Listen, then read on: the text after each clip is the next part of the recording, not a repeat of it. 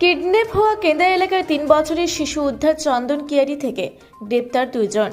জানা যায় পুঞ্চা ব্লকের কেন্দা থানার পানিপাথর জিপির পুন্ডরা গ্রামের একটি 3 বছরের শিশু 24 তারিখ 12টার থেকে নিখোঁজ ছিল। পরিবারের লোকজন আশেপাশে খোঁজ খবর চালানোর পর কোনো হদিশ না পেয়ে কেন্দা থানায় বিষয়টি জানান।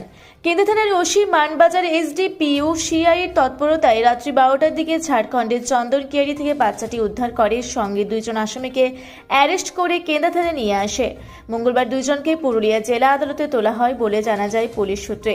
কী কারণে কিডন্যাপ, পুলিশ তা তদন্ত শুরু করেছে। কেন্দা থেকে দীপু পরামানিকের রিপোর্ট, রূপসী বাংলা মিডিয়া।